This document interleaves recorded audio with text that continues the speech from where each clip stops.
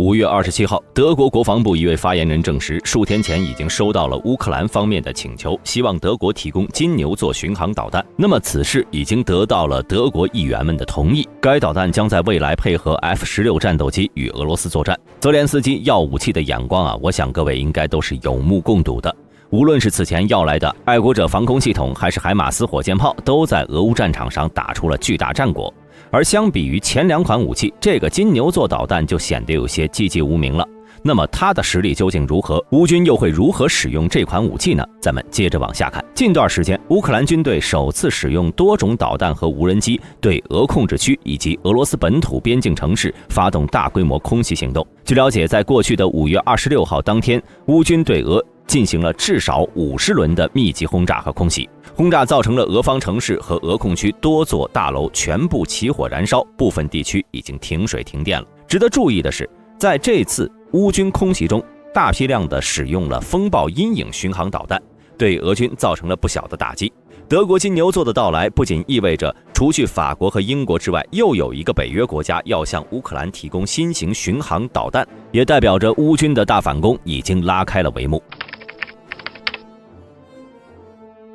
近日，根据乌克兰媒体披露，德国国防部已经就向乌克兰提供金牛座防区外巡航导弹达成原则性意见。虽然当前德国政府并未公开承认，但从以往德国援乌武器的方式来看，应该也是板上钉钉了。剩下的无非是什么时候被投入到俄乌战场，打出多少战绩的问题了。金牛座巡航导弹类似于英国向乌克兰提供的风暴阴影，都可以进行防区外打击。该导弹可以打击坚固或者地下的目标，可以击穿6米厚的钢筋混凝土或者30米厚的土层，是目前德国联邦国防军拥有的最先进的远程导弹。在正式讲解金牛座之前呢，大兵先给各位简单科普一下什么是防区外攻击导弹。防区外攻击导弹就是可以在敌人的防空系统识别圈之外发射，并且可以实现发射后不管的一种巡航导弹。它最大的优势就是增强了载机的安全性和攻击的有效性。这种导弹在海湾战争之后才逐渐发展起来。海湾战争期间，美军将 AGM-84E 防区外空地导弹提前列装并且投入实战。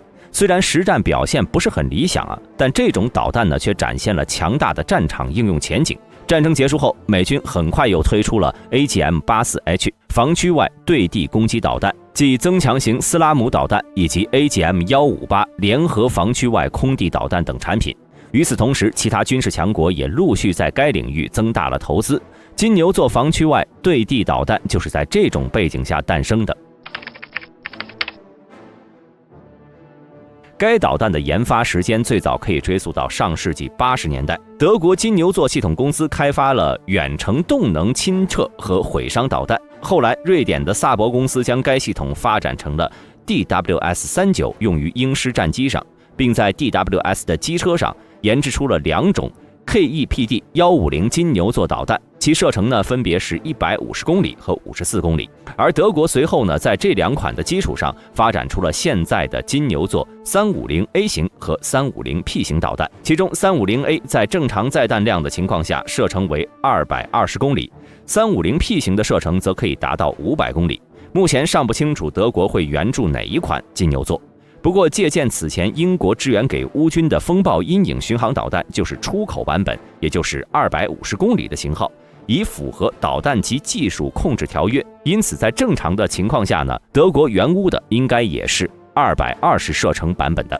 当然，咱们也说了，这是在正常情况下。如今北约刚刚被爆出一份长达数千页的对俄作战计划。两方势力之间爆发战争的可能性急剧增加。在这种情况下，德国将不再顾及俄罗斯，援乌500公里射程的金牛座也是有可能的。下面咱们来看一下金牛座导弹的详细数据。该型导弹长 5.1 米，最大弹径 1.08 米，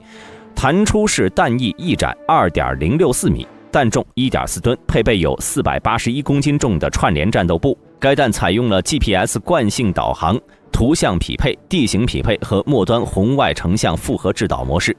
可以实现发射后不管，命中精度达到3到5米。金牛座巡航导弹目前只有3个国家使用，其中德国库存有600发，西班牙拥有43发，韩国拥有约260发。如果德国可以下定决心全力支援乌克兰的话，乌军收到的金牛座数量可能会高达上百枚。此外，由于该导弹采用先进的模块化设计，通用性很强，使得金牛座可以普遍装备到其他多种西方战机上，比如 FA-18大黄蜂、JAS-39、F-111、AP-3C 等等。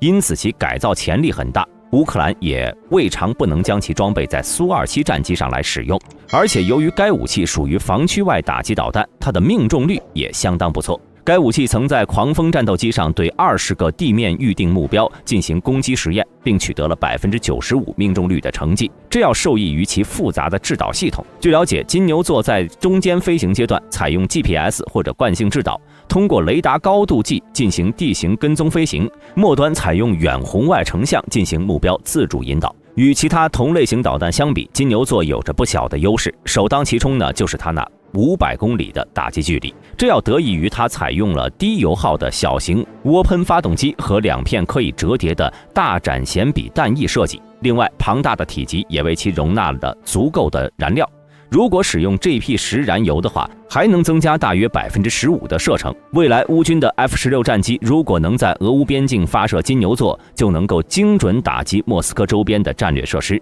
除了打击距离远之外呢，金牛座还采用了多种制导方式组合而成的复合制导方式，这也是目前世界上防区外发射导弹中最复杂的制导系统之一了。仅中段制导方面，金牛座就采用了 GPS、INS、地形匹配和类似景象匹配的基于图像的多种制导方式。正是这种复杂的设计，使导弹能够很好地适应俄乌战场上的地理环境。在2017年9月，韩国空军就曾使用金牛座进行实弹演习。演习中 ，F-15K 发射的金牛座飞行了大约400公里，准确命中了首尔西南200公里海岸地区的一指定目标。其精准度还是很有保证的。从技术性能上来讲，德国给的金牛座巡航导弹和英国给的风暴阴影是差不多。不过呢，此前英国援乌的风暴阴影相比，金牛座最大的优点呢是其强大的穿透能力。金牛座的串联钻地战斗部重达481公斤，能穿透6.1米厚的钢筋混凝土，是专门为了打击地下指挥所等硬目标而设计的。其前置战斗部为聚能式亲测体，这种设计兼顾了孔径和钻身，有利于导弹实现更大穿身。在该导弹命中之后呢，其后置动能亲测战斗部会以250米每秒的速度钻入亲测口后，其较长的弹体能够确保足够的钻身。此时，位于战斗部尾部的智能引信会根据导弹受到的冲击计值，判断亲测目标的层数，确保战斗部在适当的层爆炸。而且与纯动能战斗部相比，这种串联钻地弹的着地速度要求不高，而且跳弹现象很少。因此，大兵猜测，乌克兰这次点名要求援助金牛座，就是看中了它极为出色的钻地能力，能够较为有效地对付俄军的地下指挥所以及山洞内的军事设施。该弹不仅能够打击地下目标、工事以及桥梁和建筑物等硬目标，而且还能以空爆方式对防空系统、机场上的飞机等软目标实施杀伤。除此之外呢，该型导弹还可以进行超低空飞行突防，其最低飞行高度只有30米，这个高度会让俄军更加难以探测和拦截。另外，其采用的隐身材料涂层和矩形截面的弹体设计也有利于降低雷达散射面积。如果说爱国者是现如今乌克兰的空中护盾的话，那么金牛座呢，无疑就是乌克兰空军的矛。在 F-16到货后，挂载金牛座的 F-16战机在第一时间就可以打击到乌克兰战场上任何一处俄军指挥所。不过前面咱们也说了，俄军想要对该武器实施拦截，也并非无计可施。例如，通过预警机和气球雷达对低空飞行的金牛座进行预警，然后利用各种地面防空系统以及战斗机实施拦截。但是由于金牛座的飞行高度最低是只有30米，其拦截半径也非常小，而且它的进攻飞行路线也很难预料，所以比较好的方式呢，就是用战斗机实施拦截。但就以当前俄空天军的表现来看呢，似乎是有些难以做到了。除了这些之外，俄军就只能采用笨方法，也就是在自家各种高价值目标周边部署大量末端防御系统，多加防御了。从战略层面看呢，乌克兰如果能获得大量的金牛座导弹，将会给俄乌战争带来很大的影响。它的出现不仅补齐了乌空军远程导弹能力缺失的短板，还将对俄军构成一定程度的战略威慑和实质性威胁。这款导弹的加入也可以让乌军加快组建完整的空军杀伤链。在北约侦察卫星、乌克兰无人机以及金牛座导弹的三方配合下，乌军甚至可以做到先一步发现俄军起飞的战机或者导弹发射点，提前对其进行打击。在北约侦察卫星发现俄军导弹有发射的迹象后，1分钟内将数据传输给巡逻在俄乌战场周边的北约侦察机，再由其进行坐标精准识别。